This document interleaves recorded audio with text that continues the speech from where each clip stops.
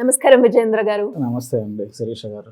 UPI transaction కి సంబంధించి ప్రతి ఒక్కరికి కూడా అంటే చిన్న బిజినెస్ ఓనర్స్ నుంచి పెద్ద వాళ్ళందరికీ కూడా ఈ ట్రాన్సాక్షన్స్ ఎక్కువ చేస్తే ఇన్కమ్ ట్యాక్స్ ఫైల్ చేసి మనకి ఏమైనా నోటీస్ వస్తుందేమో, అసలు ఎంత ట్రాన్సాక్షన్ చేయాలి, రోజుకి ఎంత లిమిట్ ఉంటుంది అనేవి వీటికి సంబంధించి రకరకాల డౌట్స్, అపోహలు కూడా ఉన్నాయి అని చెప్పొచ్చు. అయితే బేసిక్గా ఎవరైనా కూడా యూపీఐ ద్వారా 5 లక్షలు కానీ 10 లక్షలు కానీ వెంటనే ట్రాన్సాక్షన్ చేస్తే నోటీస్ వచ్చే అవకాశం ఉంటుందంటారా? అట్లా ఏం కాదండి. మనం ఇట్లాంటి యూపీఐ యూనిఫైడ్ పేమెంట్స్ ఇంటర్ఫేస్ ఇట్లాంటి ఎప్పుడైనా వచ్చినప్పుడు మనం బ్యాక్ టు బేసిక్స్ అనే దానికి మనం వెళ్ళాల్సి వస్తుంది. జనరల్గా ఇవి ఇంటిగ్రేటెడ్ ఇన్స్టెంట్ పేమెంట్స్ అనమాట. అంటే ఈ ట్రాన్సాక్షన్స్ అనేవి పర్సన్ టు పర్సన్ జరుగుతాయి. పర్సన్ టు పర్సన్ జరిగిన సిచ్యువేషన్లో ఎవరికి రిపోర్ట్ చేస్తారు అనేది రిపోర్టింగ్ సిస్టమ్ ఒకటి మనం చూసుకోవాలి. ఇప్పుడు ఇవన్నీ కూడాను individual to individual, person to person ఇట్లా ఈ ప్లాట్ఫామ్ మీద నడిచే ట్రాన్సాక్షన్స్ అనమాట.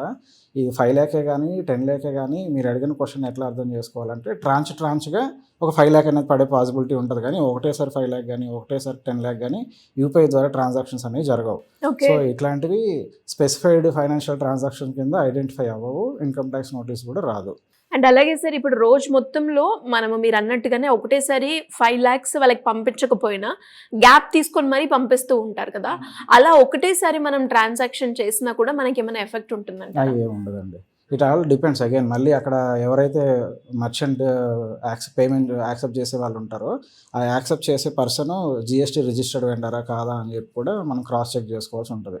ఒకవేళ అవతల పర్సన్ జిఎస్టీ వెండర్ అనుకోండి, కొన్ని ట్రాన్సాక్షన్స్ ఏం చేస్తారంటే అన్ని సర్వీసెస్ కూడా జిఎస్టీ ఛార్జ్ చేయలేరు.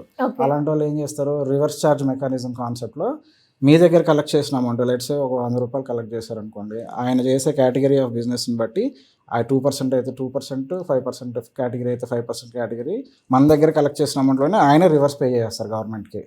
సో అక్కడ వాళ్ళకి ఏ నోటీసు వచ్చే అవకాశాలు ఏంటో ఏముండవు.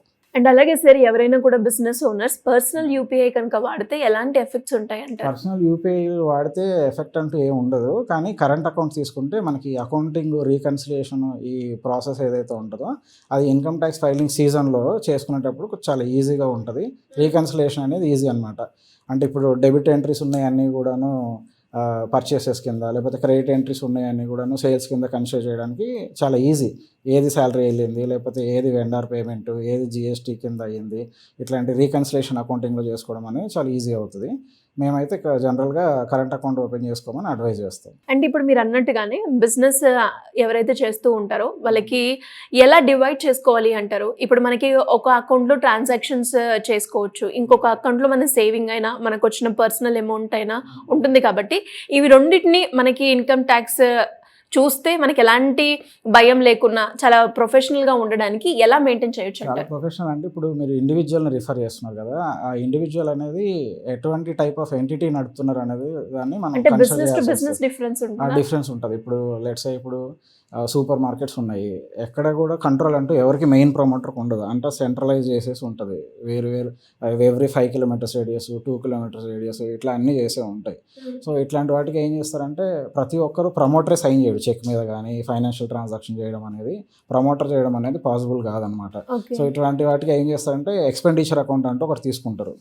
సో ఆ నెలకి ఏదైతే ఆపరేషనల్ ఎక్స్పెండిచర్ మీట్ అవ్వాల్సి ఉంటుందో, లెట్స్ సే ఇట్స్ బ్రాంచ్ కానీ లేకపోతే స్టేట్ వైజ్ కానీ ఏదైనా ఒక అనుకుంటే ఆ స్టేట్కి సంబంధించిన అకౌంట్ ఎక్స్పెండిచర్ అకౌంట్ ఓపెన్ చేసేసి దానికి ట్రాన్స్ఫర్ చేస్తారు.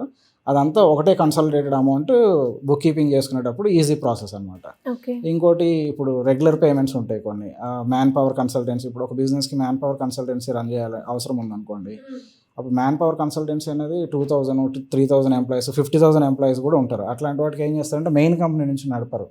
అప్పుడు ఏం చేస్తారు, వేరే కంపెనీ పెడతారు, అది ఓన్లీ మ్యాన్ పవర్ మాత్రమే సప్లై చేస్తుంది అనమాట.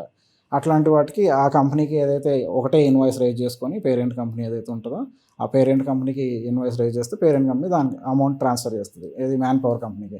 మ్యాన్ పవర్ నుంచి మళ్ళీ ఎక్స్పెండిచర్ మీట్ అవ్వడం చాలా ఈజీ ప్రాసెస్. లెట్స్ మీరు అన్నట్టు ప్రొపరేటరీ కన్సర్న్స్ అనుకోండి, వాళ్ళు ఒక కరెంట్ అకౌంట్ ఓపెన్ చేసుకుంటే సరిపోతుంది. ఈ కరెంట్ అకౌంట్లో వాళ్ళ రిలేటివ్స్ దగ్గర నుంచి కానీ ఏమైనా అమౌంట్స్ ఉంటాయి కదా, అవి ఇందులో చూపెట్టకుండా వాళ్ళ పర్సనల్ సేవింగ్స్ అకౌంట్లోకి డైవర్ట్ చేసుకోవాలి. ప్రతి ట్రాన్సాక్షన్ ఏదైతే జరుగుతుందో అది ఇన్కమ్ ట్యాక్స్ వరకు వాళ్ళు క్యాలిక్యులేట్ చేస్తారా సార్? ప్రతి ట్రాన్సాక్షన్ అంటే ఇప్పుడు స్పెసిఫైడ్ ట్రాన్సాక్షన్స్ అని చెప్పేసి కొన్ని ఉంటాయి, financial transactions.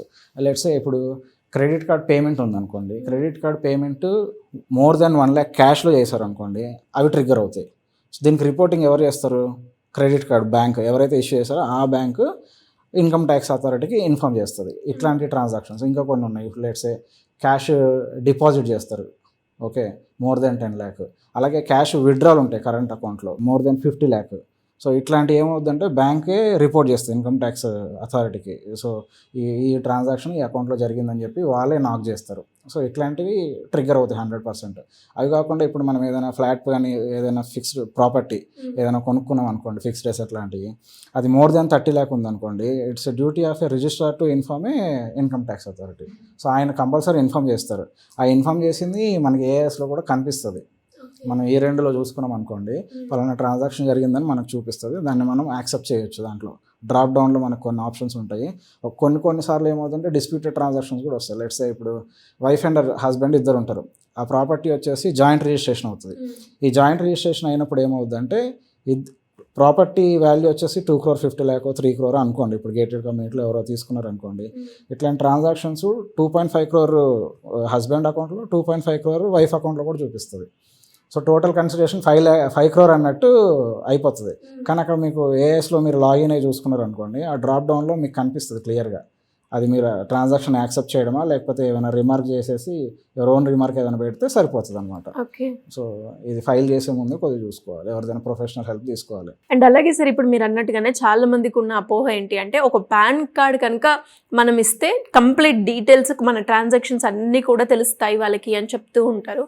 Only category transactions ఏ చెప్పాను, సిగ్నిఫికెంట్ ఫైనాన్షియల్ ట్రాన్సాక్షన్స్, స్పెసిఫైడ్ ఏదైనా ఒకటే. సో అట్లాంటి ట్రాన్సాక్షన్స్ మాత్రమే హిట్ అవుతాయి మీకు. ఇప్పుడు మీరు నాకు 10 lakh కొట్టినా, నేను మీకు 10 lakh కొట్టినా, ఎన్నిసార్లు అలా చేసినా సరే అవి ఎక్కడ కూడా రిపోర్ట్ అవ్వవు. అంత సిగ్నిఫికెంట్గా ఉండాలి అమౌంట్. ఉండి రిపోర్టింగ్ అథారిటీ ఉంటుంది, ఆ అథారిటీ మాత్రమే చేయగలదు. లేస్తే మీరు మ్యూచువల్ ఫండ్స్ కొన్నారనుకోండి 10 lakh, అది ట్రిగ్గర్ అవుద్ది. లిస్టెడ్ కంపెనీలో షేర్స్ కొన్నారనుకోండి 10 lakh, సో అది ట్రిగ్గర్ అవుతాయి. ఇట్లాంటివి వాళ్ళు ట్రిగ్గర్ చేస్తారు, మనం యాక్సెప్ట్ చేసేసి ముందుకు ఫైల్ చేయాలి.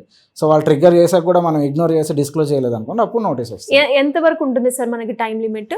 ఇప్పుడు 31st March కల్లా మీకు రిపోర్ట్ అయిపోతుంది ఏఎస్లో. అంటే జనరల్ గా వాళ్ళు ఇచ్చే టైం ఏదైతే ఉందో మనం టైం అంటే ఏమి ఉండదండి. ఇప్పుడు 31st Marchకి రిపోర్ట్ అవుతుంది. లెట్స్ మీరు August 2025లో కొన్నారు, 31st March 2026కి ఫైనాన్షియల్ ఇయర్ ఎండ్ అయిపోయింది.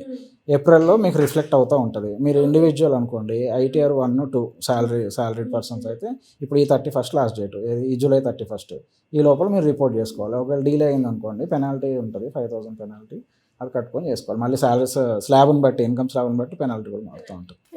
Great information sir. Thank you so much. Thank you so much.